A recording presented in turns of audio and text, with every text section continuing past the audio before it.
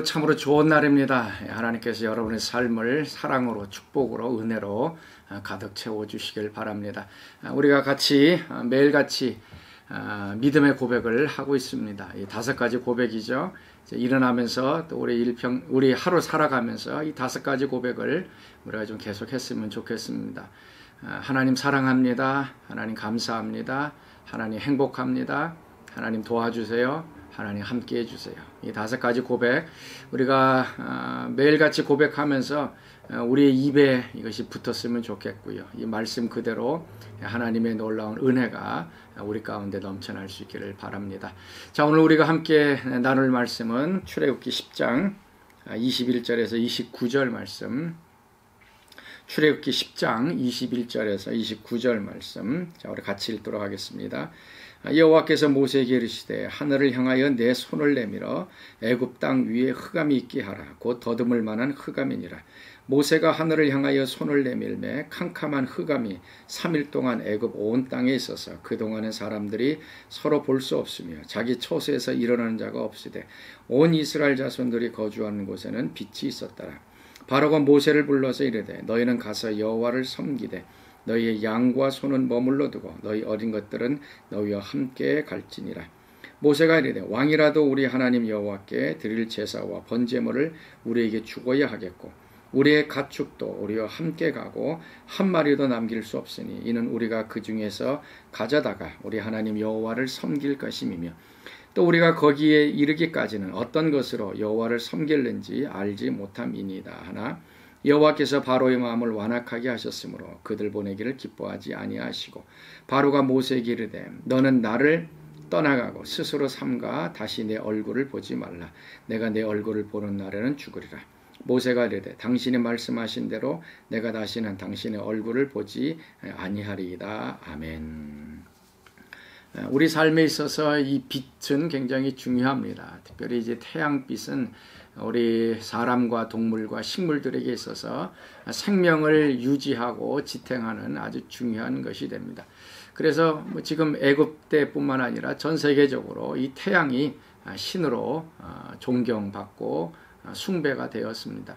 그러나 빛이 없는 그런 상태, 어둠의 상태는 죽음을 의미합니다.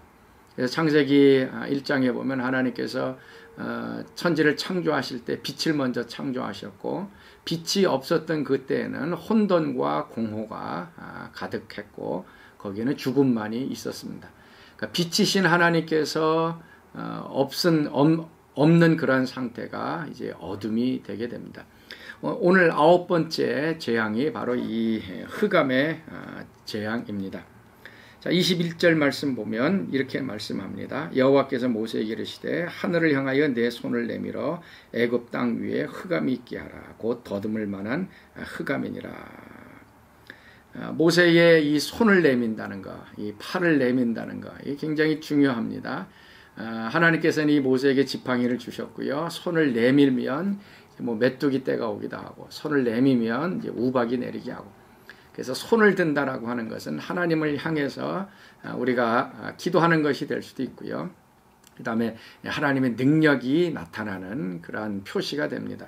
그래서 흑암이 있게 한다라고 얘기를 합니다. 우리는 매일같이 저녁, 밤을 맞이합니다. 우리는 이제 흑암을 경험을 합니다.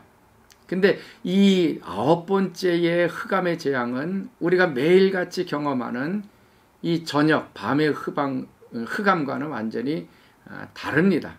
그렇기 때문에 재앙이죠. 더듬을 만한 흑암이다라고 얘기합니다. 이제 영어 성경에서는 이렇게 피부로 느낄 수 있을 만한 그러한 흑암이다라고 하는 얘기입니다. 매일같이 우리는 밤을 경험을 합니다. 빛이 없는 그런 밤입니다. 그런데 이 재앙은 다른 것이었습니다. 그냥 단순하게 태양과 달빛이 사라진 그러한 어둠이 아니고요. 몸으로 느낄 수 있을 만큼 하나님의 존재, 빛이신 하나님께서 떠난 그러한 상태를 아마 이야기하고 있을 것입니다. 23절 말씀 보면 그동안은 사람들이 서로 볼 수 없으며 자기 처소에서 일어난 자가 없다라고 말씀합니다. 우리도 그 토네이도가 일어나서 블랙아웃 됐던, 정전이 되었던 그런 때가 있었습니다.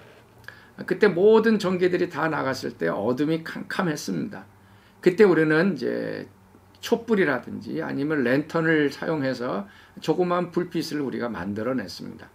근데 지금 이 9번째 흑암의 재앙은 어떻게 보면은 그때 당시에 초나 호롱불 같은 것들도 전혀 사용하지 못하는, 아니면 불을 붙여도 그것이 불이 붙지 않는, 그래서 빛이 하나도 존재하지 않는 그러한 칠흑같이 어두운 흑암을 하나님께서 허락해 주셨습니다.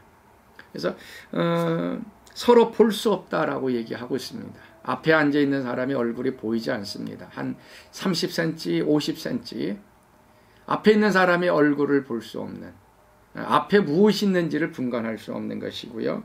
그 다음에 자기 처소에서 일어나는 자가 없다. 일어나서 어디를 걸어가지 못할 정도로 앞이 보이지 않는 것입니다.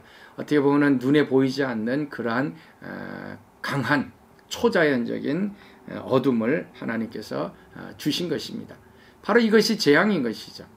매일같이 경험하는 그 밤인데요. 그 밤과 이 밤은 차이가 있었던 것이에요.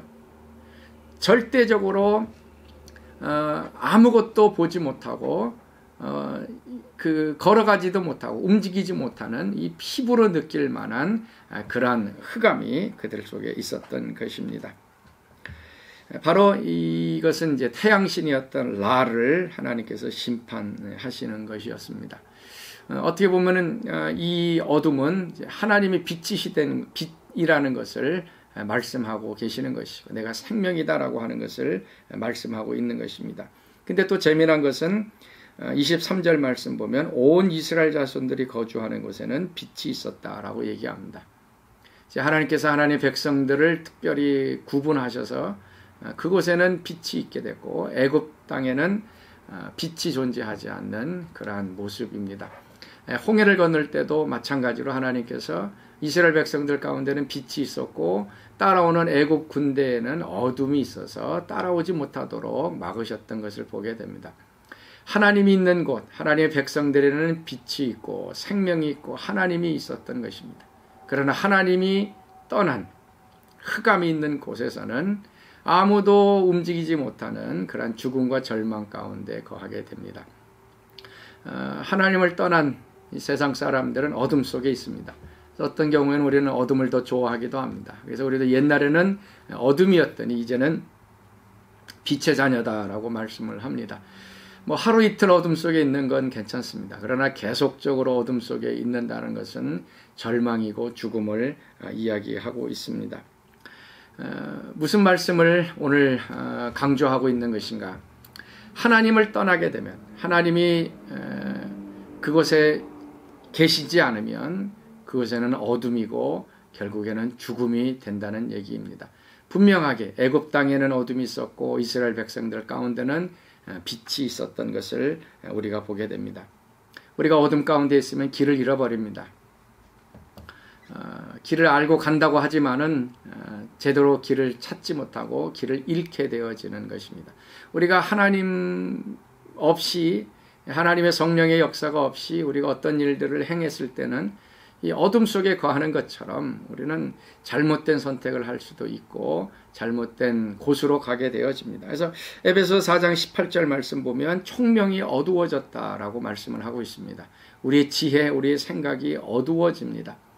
하나님이 떠난 상태에서 우리가 하는 모든 결정들, 또 우리가 모든 판단들은 잘못될 수 있습니다. 왜냐하면 그것이 어둠으로 가득 차 있기 때문에 앞을 제대로 보지 못하고 우리가 판단력을 제대로 할 수 없게 되어집니다. 그러나 하나님께서 우리 가운데 빛으로 들어오시면 우리는 그 빛을 따라서 걸어가게 됩니다. 그래서 요한복음 8장 12절 말씀 보면 나는 세상의 빛이니 나를 따르는 자는 어둠에 다니지 아니하고 생명의 빛을 얻으리라라고 말씀하고 있습니다. 자, 사랑하는 성도 여러분, 자, 오늘 우리 가운데 과연 어둠이 있는지 아니면은 빛 가운데 살아가고 있는지 한번 좀 점검하는 하루가 되었으면 좋겠습니다. 어둠 속에 살아갈 때 우리는 어둠의 일을 행하게 되고요.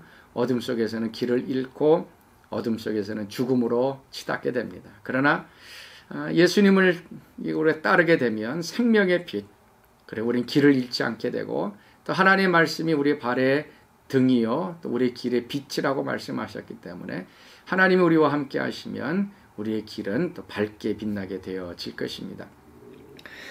이렇게 어둠으로 가득 차자 이제 바로가 24절 말씀에 모세에게 이런 얘기를 합니다. 바로가 모세를 불러서 이르되 너희는 가서 여호와를 섬기되 너희의 양과 소는 머물러 두고 너희 어린 것들은 너희와 함께 갈지니라. 처음에 모세가 남녀노소 모든 사람들이 가야 된다 그랬을 때에 바로는 장정만 가라 어린아이들은 가지 말라라고 얘기를 했습니다. 근데 오늘 말씀에는 이제 어린아이들도 같이 가라라고 이제 허락을 해줍니다. 그러나 양과 염소, 양과 소는 이제 머물러 두고 데리고 가지 말라라고 얘기하고 있습니다. 이스라엘 백성들도 어떻게 바로에게 있어서는 노예로 삼을 수 있는 아주 좋은 것이고요. 그다음에 양과 소도 바로에게서는 뺏기지 않아야 할 그러한 것들입니다. 그래서 양과 소를 꽉 붙잡고 있습니다. 이건 가지고 가면 안 된다라고 얘기하고 있습니다. 그때에 모세는 그 양과 소를 어디에다 쓸 것인지를 분명히 얘기하고 있습니다. 26절 말씀 우리의 가축도 우리와 함께 가고 한 마리도 남길 수 없으니 이는 우리가 그 중에서 가져다가 우리 하나님 여호와를 섬길 것이니라 라고 얘기합니다. 이스라엘 백성들이 양과 소, 가축들을 데리고 가는 이유는 그걸 가지고서 하나님께 제사를 드리겠다라고 하는 하나님을 섬김의 용도로 쓰겠다라고 하는 것입니다.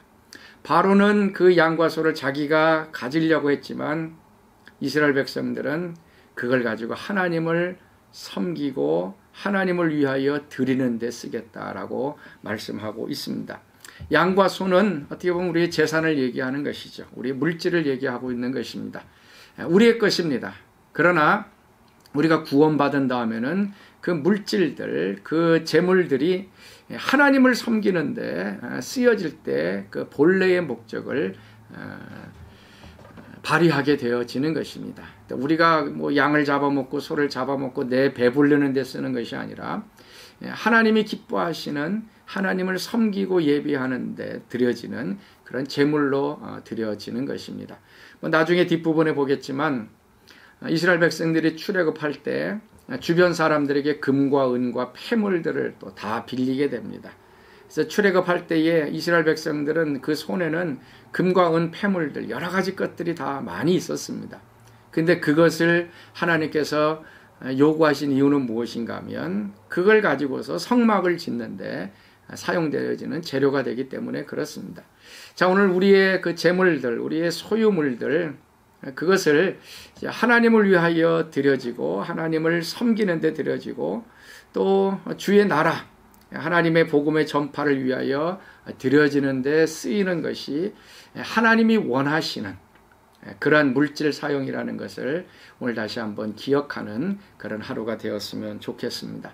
자, 오늘 빛 가운데 걸어갈 수 있기를 바랍니다. 어둠 가운데 우리는 길을 잃어버리고 아무것도 할 수 없습니다. 죽음과 혼돈만이 있습니다. 빛 대신 그 하나님이 여러분 가운데 충만하게 채워져서 빛의 삶을 살 수 있는 여러분들 될 수 있기를 바랍니다. 또한 우리에게 물질, 양과 소 우리는 없지만 우리가 가지고 있는 이 물질을 가지고 하나님께 예배드리고 섬기고 주의 복음을 증거를 위하여 쓰여질 때에 하나님께서는 잘했다. 그것이 원래 목적이다. 우리에게 말씀해 주실 것입니다. 우리 같이 기도하겠습니다. 하나님, 오늘 어둠의 재앙을 통하여서 참빛 대신 하나님의 능력과 하나님의 생명력을 또 같이 묵상했습니다. 하나님 없는 어둠은 죽음이고 혼돈이라는 것을 다시 한번 기억하며 우리가 어둠 속에 걸어가지 않게 하시고 빛 대신 예수님 안에서 우리가 참된 생명의 능력을 받으며 살아가는 저희들 되게 하여 주옵소서. 특별히 우리의 물질을 또 하나님 기뻐하시는 데 사용되어지는 귀한 영적인 믿음의 사람들 되게 하여 주옵소서.